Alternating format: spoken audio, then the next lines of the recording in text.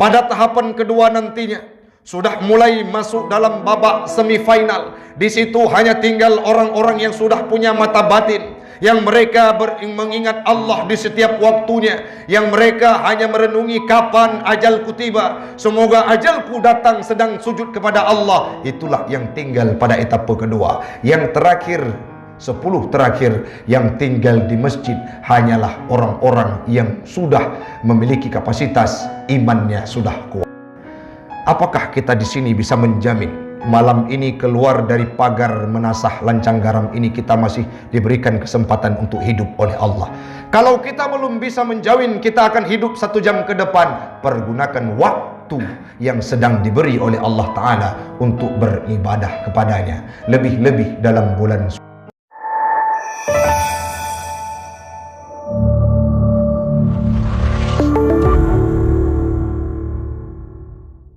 Hamba Allah, Bapak, Ibu sekalian yang saya hormati, Allah berpesan dalam sebuah firman-Nya yang sudah kita bacakan bersama.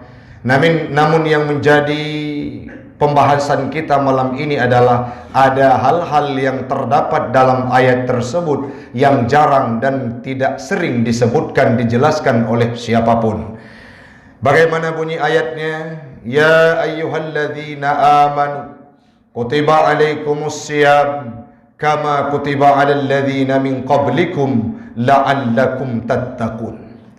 Ini merupakan sebuah ayat yang menunjukkan, yang menjadi dalil bahwa ibadah puasa itu wajib terhadap semua muslim, tepatnya pada tahun kedua Hijriah saat Nabi berada di kota Madinah. Apa yang perlu kita ambil kesimpulan ataupun intisari dari ayat tersebut? Yang pertama, Allah memanggil, ya ayyuhalladzina amanu, wahai orang-orang yang beriman. Dalam disiplin ilmu nahu dan kaedah Arab, panggilan itu terbagi menjadi 7 panggilan. Salah satu di antaranya adalah ada panggilan untuk merendahkan seseorang, baik itu panggilan dari Allah Subhanahu wa Ta'ala dan lainnya. Dalam Al-Quran ada 7 panggilan yang dipanggil oleh Allah Ta'ala kepada manusia. Contoh panggilan untuk merendahkan, contoh panggilan untuk mengejek. Bagaimana Allah sebutkan ya ayyuhalladzina hadu, wahai orang-orang Yahudi.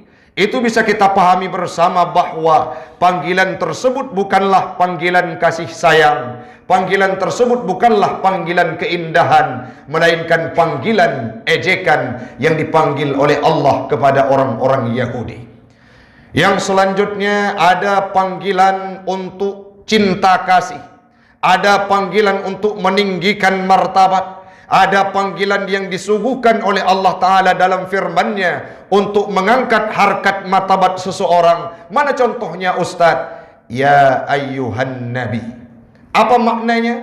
Wahai nabi, wahai rasul, wahai manusia pilihan. Begitu juga Allah memanggil dalam salah satu ayatnya yang sudah kita bacakan tadi, ya ayyuhalladzina amanu, wahai orang-orang yang beriman. Iman itu adalah salah satu hal yang mencerminkan pujian terhadap seseorang.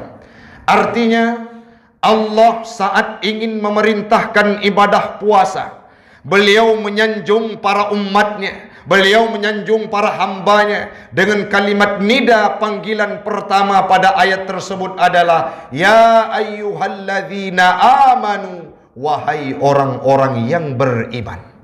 Untuk apa dipanggil dengan kalimat tersebut? Jangankan kita, Allah kepada kita, sesama manusia saja. Watena sidra urang untuk tanya laki bantuan ataupun kita mau memerintahkan dia, pasti kita panggil dengan kalimat-kalimat yang indah. Wahai kekasih hatiku, watena yublo halkum baru balakod. Mungkin hai apa? Nya me apa noi hanglo halkum baru. Tapi bagaimana panggilan? Wahai kekasih hatiku. Kalau zaman-zaman sekarang maihani panggilan orang-orang di menasah lancang garam ya Bu ya. Jadi panggilan keindahan itu dipanggil. Kenapa? Karena tujuannya akan diberikan sebuah ibadah yang su'ubah, ibadah yang sangat payah, ibadah yang musyaqqah, ibadah yang diberikan ujian yang terberat dalam ibadah puasa, sehingga Allah memulai panggilannya dengan kalimat ya ayyuhalladzina amanu. Itu penjelasan yang disampaikan oleh Imam As-Suyuti dalam tafsirnya dalam Hasyiah Sawi. Yang selanjutnya, kalimat iman ini juga mengandung makna tersendiri. Tidak sah seseorang itu dipanggil sebagai orang yang beriman apabila dia tidak meyakini dalam hati terhadap kebenaran segala sesuatu yang terdapat dalam ajaran Islam ini, yang berupa perintah dari Allah melalui Nabi Muhammad. Yang selanjutnya, orang-orang beriman itu akan mengucapkan dengan lidah, iqrarum bil lisan, mengucapkan dengan lidah apa yang dia ketahui menyangkut dengan agama dan dia yakini. Yang terakhir, mereka akan mengimplementasikan dalam kehidupan nyata dengan anggota tubuh. Contohnya, diperintahkan solat, dalam hati berbicara bahwa solat itu wajib. Selanjutnya lidah berkata solat itu wajib, dan dalam praktiknya mereka tidak pernah meninggalkan ibadah solat. 3 kategori tersebut baru sah seseorang diberikan titel beriman. Artinya, untuk menjalankan ibadah puasa ini sangat perlu landasan iman dan ketakwaan, sangat perlu landasan keyakinan. Kenapa? Karena puasa tidak mampu dinilai oleh orang lain. Kiban contoh Ustaz, seperti ini Bu. Misalkan ada 2 orang yang datang di hadapan kita, yang salah satunya puasa, salah satunya tidak. Tiba-tiba kita berjumpa dengan orang tersebut, baik tidak puasa karena halangan ataupun datang uzur. Tapi saat orang lain bertanya, di antara 2 manusia tersebut, di antara 2 orang tersebut, siapa di antara mereka yang puasa dan tidak? Rasanya kita akan sulit untuk mencari yang mana yang berpuasa ataupun tidak. Maka disitulah perlulah landasan iman. Kita hari ini keluar dari rumah, berjumpa dengan orang lain, kita tidak beribadah puasa. Orang tidak tahu kalau kita tidak berpuasa. Apabila kita saat jumpa dengan mereka, kita bergaya lemah. Saat berjumpa dengan mereka, kita ludah air liur. Saat berjumpa dengan mereka, kita berikan ucapan-ucapan yang santun. Pasti orang akan berasumsi bahwa dia berpuasa, walaupun pada hakikatnya tidak melaksanakan ibadah puasa. Igampung kehidupan kadangkala le datume orang-orang yang saat puasa itu kerja berat, angkat barang. Saat pagi menjelang siang mereka berbuka di tempat kerjanya. Tetapi menjelang sore datang ke menasah, datang ke masjid, datang ke musalla. Kita lihat seolah-olah dia adalah orang yang tidak pernah berbuka puasa. Apa yang perlu kita simpulkan? Itulah perlu iman, pondasi iman yang kuat, sehingga puasa kita bukan untuk ditampilkan kepada orang lain, tapi puasa kita hanya untuk Allah. Wa ana ajzibih, kata Allah, aku yang akan membalas ibadah puasa yang dilaksanakan oleh hambaku. Maka perlu kalimat iman. Hari ini kita berpuasa bukan ingin kita publikasikan kepada orang lain, bukan ingin membanggakan diri, tetapi berpuasa ini karena perintah dari Allah Ta'ala kita yakin. Yang selanjutnya kita praktikkan ibadah puasa ini dengan keimanan sehingga tidak menjadi beban dalam kehidupan. Yang selanjutnya hamba Allah, poin yang kedua, kama kutiba alal ladzina min qablikum, sebagaimana yang telah diwajibkan, difardukan kepada umat-umat terdahulu. Orang pasti akan berasumsi saat membaca ayat ini bahwa puasa itu sama, puasa umat Muhammad itu sama dengan puasa umat-umat terdahulu. Padahal dalam kitab Hasyiah Sawi ditafsirkan, dalam tafsir Ibnu Katsir juga dijelaskan bahwa puasa umat Muhammad jauh berbeda dengan puasa umat-umat terdahulu. Allah memerintahkan puasa kepada Nabi Allah Adam. Bagaimana caranya? Saat menjelang awal bulan beliau berpuasa, berbuka di akhir bulan. Mami lagi nyan ke perintah puasa ke katanya. Setlu dengan hana puasa. Awal bulan Ramadan puasa pun nyan hana baju-baju bunga dengan perumoh ham rumpok. Tebiak puasa tiga kahi merhui dia. Jadi puasa umat Muhammad ini berbeda dengan puasa umat terdahulu. Ada yang puasa Nabi Allah Daud, Ada yang puasa saat 3 hari permulaan, 3 hari di tengahnya, 3 hari di akhir. Artinya sebelum Islam datang, sebelum Nabi Muhammad hadir, ibadah puasa sudah diperintahkan kepada umat terdahulu, tapi tata cara dan pahalanya sangat jauh berbeda. Disampaikan oleh Imam As-Suyuti, la kaifiyah wala sawab. Tidak sama ibadah puasa umat Muhammad dengan umat terdahulu. Walaupun dalam ayat dicantumkan, diucapkan, disampaikan oleh Allah, kama kutiba alal ladzina min qablikum, diperintahkan puasa seperti orang-orang terdahulu. Walaupun perumpamaan tersebut ditujukan kepada orang-orang terdahulu, sangat jauh berbeda puasa umat Muhammad dengan umat-umat terdahulu. Jadi kesamaannya di mana Ustaz? Hanya pada kondisi fardunya saja. Sedangkan ibadah puasa kita hamba Allah, kita berpuasa dari semenjak terbit fajar sampai terbenam matahari, kurang lebih 12 jam kita berpuasa. Pahala yang kita dapatkan lebih baik daripada ibadah-ibadah siapapun. Kalau sempat satu waktu kita beribadah pada hari Lailatul Qadar, lebih baik daripada 80 tahun hidup Hizkil dalam kondisi beribadah umat Nabiullah Musa. Tidak akan ada apa-apanya ibadah yang dilakukan oleh umat Muhammad dalam bulan suci Ramadan, yang mereka hadir ke masjid karena Allah, yang mereka berpuasa lillahi ta'ala, yang mereka melakukan tadarrus, yang mereka sujud di sajadah malam ini karena Allah, itu jauh lebih baik dibandingkan dengan umat-umat sebelumnya. Artinya, satu ibadah yang kita kerjakan dalam bulan suci Ramadan, Allah akan melipat gandakan 10.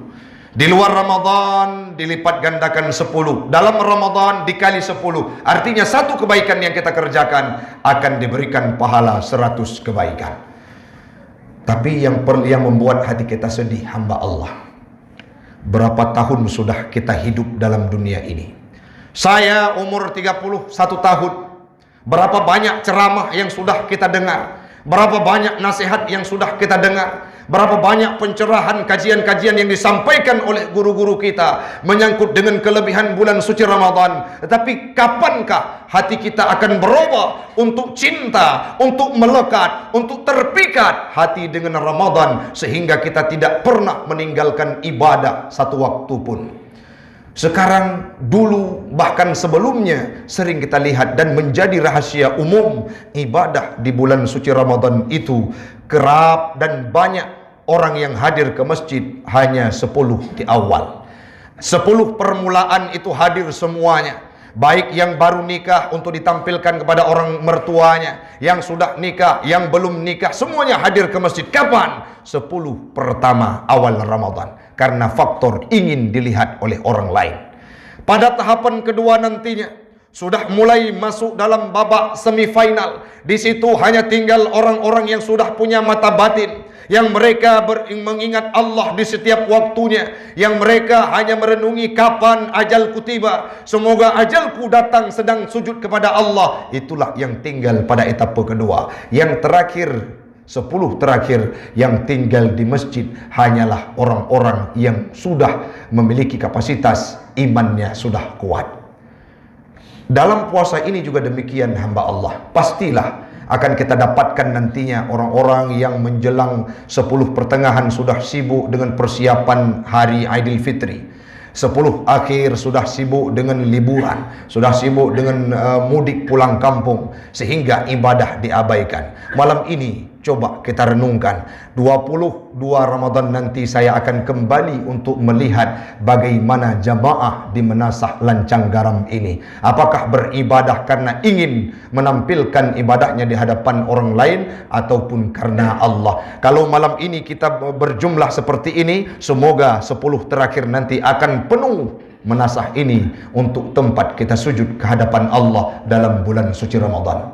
Yang terakhir, hamba Allah, semoga Ramadan ini akan menjadi bulan mewujudkan pribadi kita yang bertakwa kepada Allah, imtisalu awamirillah wajtinabu nawahihi, menjalankan segala perintah Allah dan menjauhkan segala larangannya, yang akhirnya nanti pastilah kita akan dimasukkan dalam surga oleh Allah. Satu hal yang mengharukan, Kemarin kami dapat berita dari kawan, termasuk pada hari megang almarhum istrinya Abu Payapasi. Apa yang menjadi pesan bagi kita hamba Allah? Ada orang-orang yang sudah beribadah dalam bulan suci Ramadan. Ada orang-orang sudah merasakan awal Ramadan, tapi tepatnya pada hari kedua mereka menghembuskan nafas terakhir, tidak bisa melanjutkan puasanya. Apakah kita di sini bisa menjamin malam ini keluar dari pagar menasah lancang garam ini kita masih diberikan kesempatan untuk hidup oleh Allah? Kalau kita belum bisa menjamin kita akan hidup 1 jam ke depan, pergunakan waktu yang sedang diberi oleh Allah Ta'ala untuk beribadah kepadanya, lebih-lebih dalam bulan suci Ramadan.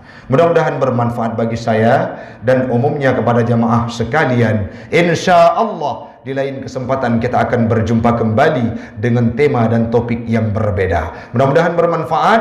Hanya ini yang dapat kami sampaikan. Lebih dan kurang kami mohon maaf. Hadanallah wa iyyakum ajma'in. Assalamualaikum warahmatullahi wabarakatuh.